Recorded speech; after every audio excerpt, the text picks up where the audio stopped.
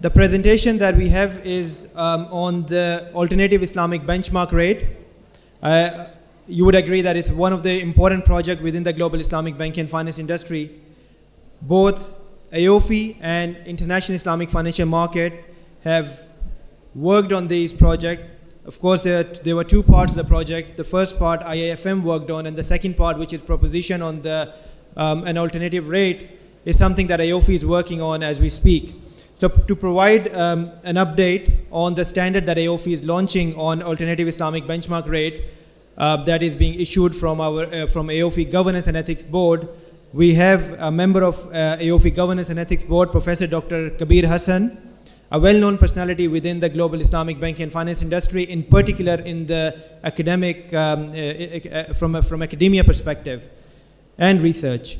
So he is a professor of finance at the University of New Orleans in US, as well as a member of AAOIFI Governance and Ethics Board. So he will share in the given time that we have, he will share an update on the very important project that we have on the alternative Islamic benchmark rate. Over to you, Doctor. Bismillahirrahmanirrahim. Rabbi shrah li sadri wa yassir li amri ahlul uqdatam min lisani yafqahu qawli. Well, just to set the stage, so there AAOIFI Governance Ethics Board was charged with coming up with a governance standard of replacing the Libor, that has been discontinued. While it's still, it was supposed to be discontinued in 2021. So we need to, and many of the Islamic financial product was tied to Libor. It was a benchmark. We have been trying to replace and coming up with an Islamic alternative. So what we have done, actually we have been working on these things for the last almost 15 months. And we have a consultant. We have looked at all existing research that has been done in this area. And we have come up with a number of models. And now we are going through each of this model to see which we have a barometer or testing filter that whether that conforms to the STAN testing filter, and then we'll come up with two, one on economic based index for benchmark calculation, and the other one would be financial market benchmark for the financial industry. So you already know it has been phased out because there has been a manipulation, there's a fraud that has been found, and the Financial Control Authority of the United Kingdom government has abolished it theoretically, but it is not officially out yet. The last date was 2021. One of the problems of this rate was that it was very subjective. 16 banks based in London, they were, this reference rate, they would talk to each other and they would set the Libor rate every day on 5 different currencies on 7 different tenures.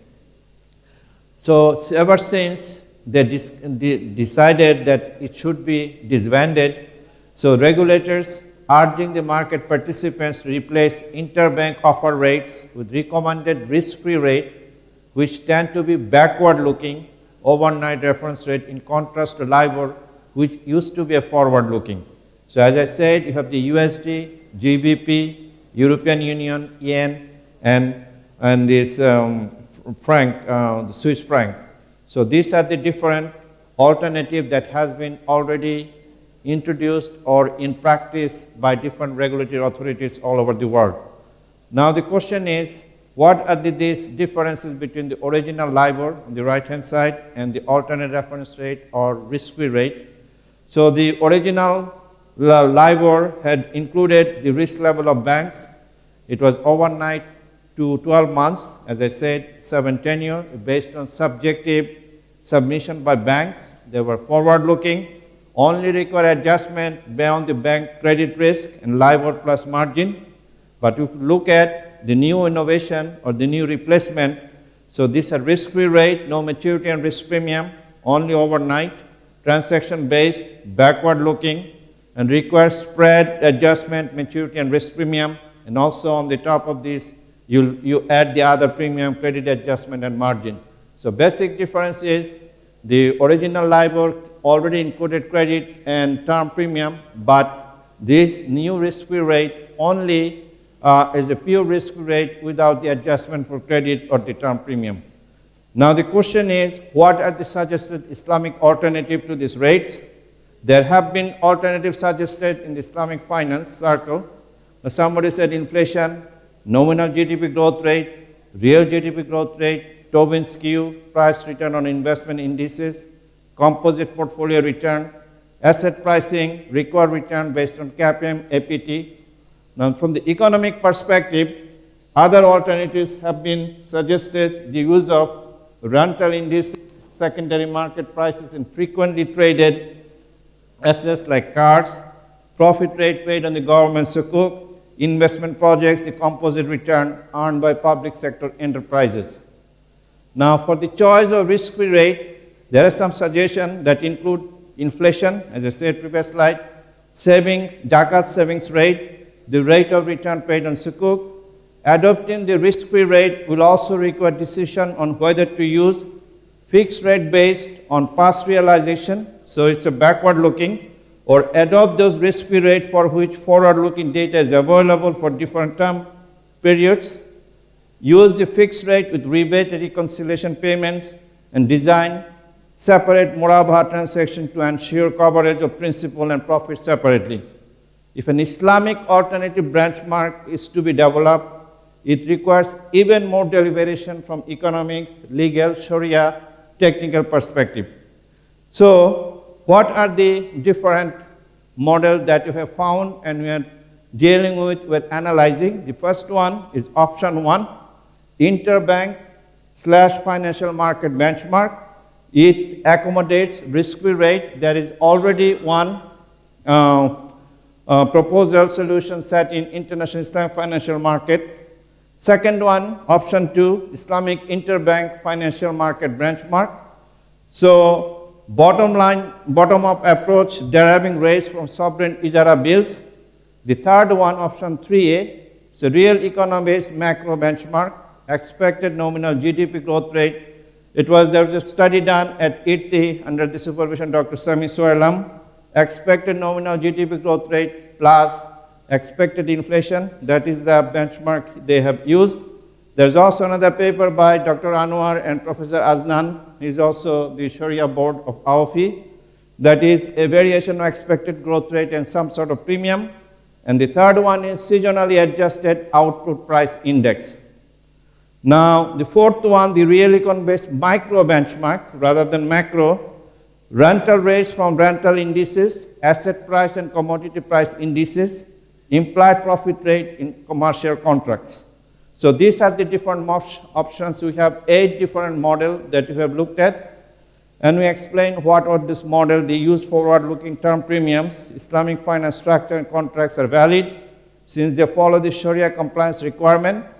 If Libor was adopted before for indicative pricing, then the alternate reference rate can also be utilized, especially those which are term-based and forward-looking, such as software based on US dollar and Sunni as a British pound sterling. And Islamic banks were not committing to interest rate while using Libor with this alternate reference rate. They will still not be committing to interest rate, and Islamic banks will also be avoiding conventional T-bills, repurchase agreements as instruments for transactions. They will use Sharia compliance structure like Murabaha, Ijara, and the risk-free rate will be price setting. So we discuss each of these 8 different variations. So to save you the boring part of the discussion, it's a very technical. Let me talk about what we are given the task with. So we have the forward-looking risk-free rate. Then let me put in front of you the one that has already been given by International Islamic Financial Market. So they have come up with 4 different structures they call dual, and this is, I want to emphasize, this structure is based on financial market data. So it's called dual tranche structure, spot profit Murabaha, one long Murabaha to cover purchase price and profit, and series of spot Murabaha to ensure profit reconciliation based on risk-free rate. The second one is single Murabaha with 2 undertakings, ceiling rate structure, one Murabaha with a fixed profit with undertaking both from the bank and the ceiling, to be willing to pay reconciliation payment if the actual commercial rate is different from the fixed rate. And the third one, daily rental over calculation period. And the fourth one, breaking to calculation period in sub-rental policies. So they have already published a working paper on this thing. So if you look at, there are some Sharia aspects to deliberate on this thing. The issue of Gharar in Murabba price in contract use backward-looking rate, permissibility of compounding in areas for valuation in pre-stipulation price stage, because you know there will be some contract going over beyond this end of this expiration of Libor. Sharia view on bilateral binding undertakings from counterparties for reconciliation payments, allowance of rebates for the purpose of price adjustment for rate differentials, and Sharia analysis of executing multiple Murabha contracts together for covering principal investment and profit. And if commodity Murabha transaction between Islamic and conventional banks are also used, then the mindset of conventional players will also influence the pricing of Islamic contracts. There is need for deliberation on whether the Islamic benchmark shall take into account transaction from other non-full-fledged Islamic banks or not. So then we go over the option 2, talk about the different aspect of it. Then we go over option 3. Then this is the one, the economic growth rate, nominal and real, and that has been proposed by Dr. Sami and his group. Here the equation is the benchmark equals expected GDP growth plus expected inflation. Expected GDP is supposed to cover the opportunity cost, and the expected inflation is supposed to cover the capital preservation. So we have also seasonally adjusted output price index. Again, these are all real economy based macro benchmark. Then you have real index in fixed asset finance. These are based on real economy microstructure, like the different types of rental index. If it's a real estate, we can use the real estate price index as a benchmark and so on. Then you have real index and also other types of fixed asset finance.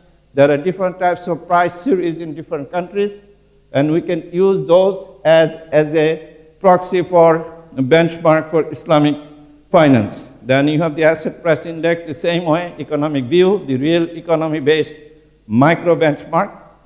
So what we do, we can also look at real economy micro benchmark. We can take this pricing series that exists for different asset class in the Islamic economy, and you can use econometric technique to imply rate. We can also do forward using the past price series for the future. So because in Islam, all this rate has to be forward looking to be Sharia compliant. So now the question is, what we are charged with. So we have to look of all these 8 different variations of this model and want to put this into filter process. And what are the 10 filters? The first question is the Sharia compliance of the underlying transactions or activity, whether the market relevance and acceptability, forward looking, keeping a balance between financial market versus economic reality, not strictly based on time value of money, but is the time value of economic resources. Then we have to look at the data sufficiency, whether the rate that you come up with, we can avoid this arbitrary risk management, frequency of the rate, how frequently you can come up with. We'll have to look at the transparency of the data, and finally we have to look at the tolerable variability, because it has to be stable and less variable. So let me go over, for the sake of time, 2 or 3 of these construct and what do we find from our analysis, and the full thing will come in the future, inshallah. So the first one, the bottom-up approach, deriving rates for sovereign bills. So let's look at the first criteria, Sharia.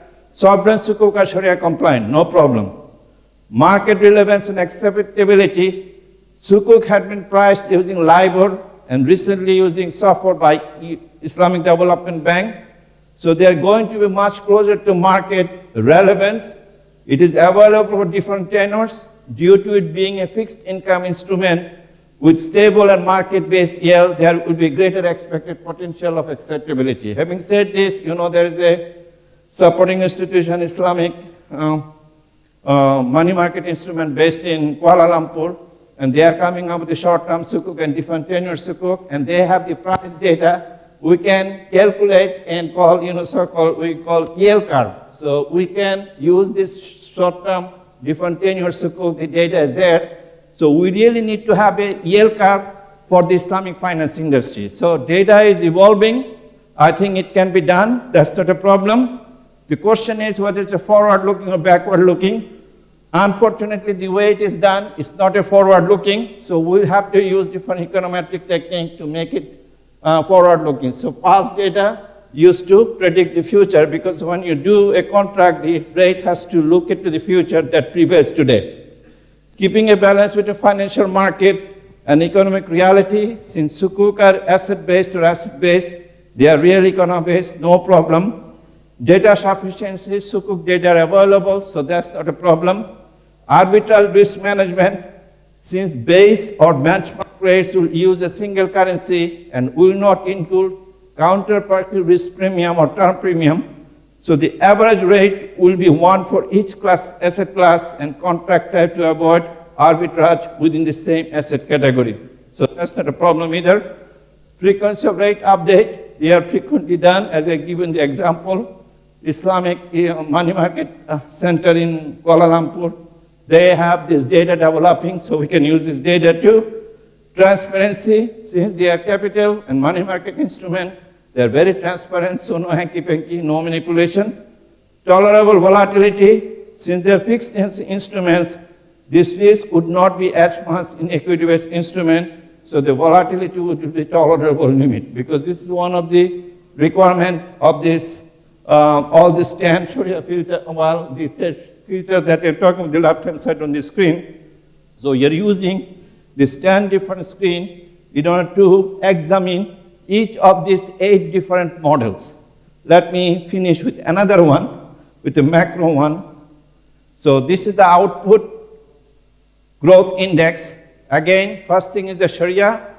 GDP is Sharia compliant. The question is, when you talk of the GDP, one of the problems that we face for different countries, the GDP does not represent the entire economy. Many economies that is it's called non-monetized, about 30 to 40% of the economy, the transactions are being done, does not go through the government, the official channel. So with that also reflected in the GDP growth rate. Market relevance, acceptability, that's not a problem, but there will be some variation, because interbank and GDP, usually what happens, any market rate and GDP are not really one-to-one, positively related, they are inversely related, so you have to look at that thing. It is by design not forward-looking, so you have to do some manipulation on the forward-looking part. Keeping a balance between financial market and economic reality, yes, since it avoids reference to interest-rate benchmark and reflects pure economic activities in a comprehensive way, covering the output of all sector plus prices. However, the rate may not closely follow the financial market. It's not strictly based on TBM, needs to incorporate TBM economic resources. The output growth is not a function of time, so it fulfills this criteria. Data is there, but the frequency is a problem. There would be less arbitrage, risk management, and transparency is there, but the question is, sometimes this macro data for all developing countries are not really very transparent, because if you look at the data and look at the data probably the IMF and World Bank, there's a discrepancy. So there's a problem. So there is a tolerable validity, variability. That problem can be solved too. So there are 8 different work is going on. Inshallah, within 12 months, we'll come up with a model. Actually, we are looking at 2 different models. One is based on economic based model.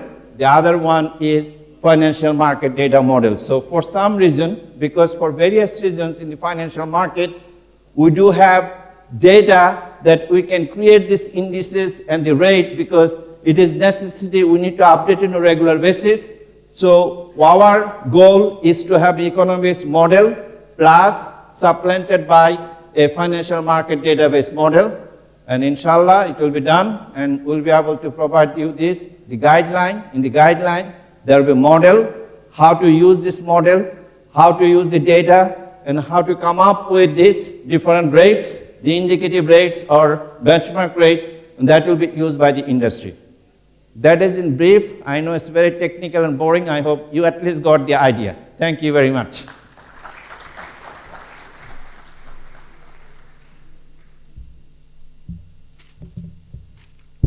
Thank you very much, Professor Dr. Kabir Hassan. Definitely not boring, but technical certainly. And I'm sure the slides will be available on our website after the conference. And if you wish to discuss further on the topic, please grab him for during the lunchtime or coffee break.